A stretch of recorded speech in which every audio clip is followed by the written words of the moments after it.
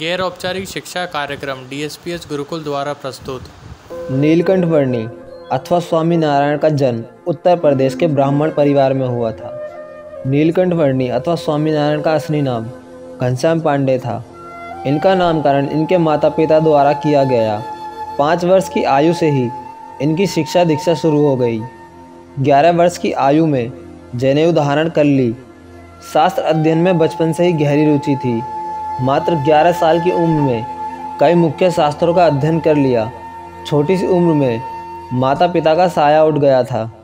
कहते हैं कि भाई से किसी बात को लेकर झगड़ा हो गया और ये विरक्त हो गए। स्वामी नारायण अर्थात घनश्याम पांडे ने घर त्याग कर भारत दर्शन के लिए निकल पड़े।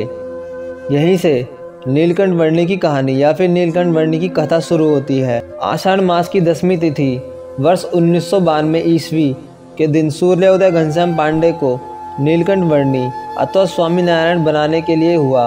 वर्षा काल होने की वजह से सरयू नदी उफान पर थी। इस नदी के किनारे से होकर 11 वर्षीय बालक घनश्याम पांडे गुजर रहा था।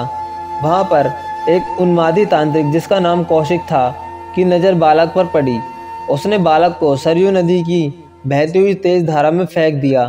कौशिक तांत्रिक को लगा कि ये बालक अब जिंदा नहीं रह सकता। इस बात से खुश होकर कौशिक तांत्रिक जोर जोर से हंसने लगा।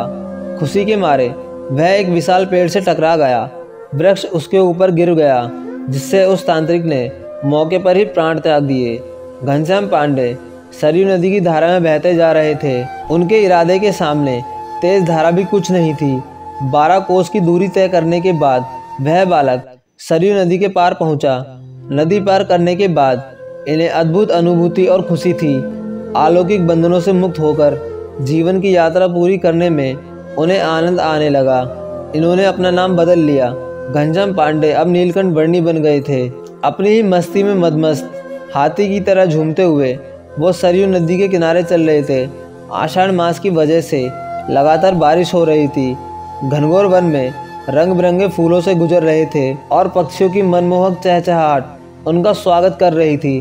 लगभग 10 से 12 किलोमीटर के बाद एक बहुत ही प्राचीन वट वृक्ष की छाया देखकर आराम करने के लिए बैठ गए और ध्यान मग्न होकर साधना करने लगे। जब उन्होंने आंखें खोली तो उनके सामने स्वयं भगवान हनुमान जी खड़े थे। यहाँ पर इन्होंने 5 दिनों तक रात्रि विश्राम किया। समीप एक गांव था जिसका नाम अमरपुर था। यहाँ के लोगों को जब इस बात की जानकारी हुई तो बड़ी संख्या में लोग एकत्रित हो गए। गांव के लोगों को नीलकंठ वर्णी एक युवा साधु लगे और लोगों ने उनके सम्मान में मिठाइयाँ, फल और कई व्यंजन सजा दिए। अमरपुर गांव के लोगों ने नीलकंठ वर्णी से कहा कि कुछ फल और व्यंजन आप बचा कर रख लीजिए, आने वाले समय में आपको काम आएंगे। लेकिन नीलकंठ वर्णी ने इसका जवाब देते हुए कहा कि अगर मैं सुबह शाम के भोजन के बारे में सोचता और भविष्य की चिंता करता तो घर का कतई त्याग नहीं कर पाता, इसीलिए मेरी चिंता मत कीजिए। अमरपुर गांव के लोग वहां से चले गए और नीलकंठ वर्णी भी अपनी आगे की यात्रा पूरी करने लगे। अपनी आगे की यात्रा पूरी करने के लिए वहां से चल पड़े। बारिश की बूंदें, बहती हुई नदी, बहते हुए झरने, पक्षियों की मधुर आवाज़, ऐसे सुंदर वातावरण और विकट राह पर चलते हुए नीलकंठ वर्णी हिमालय की तरफ चल पड़े।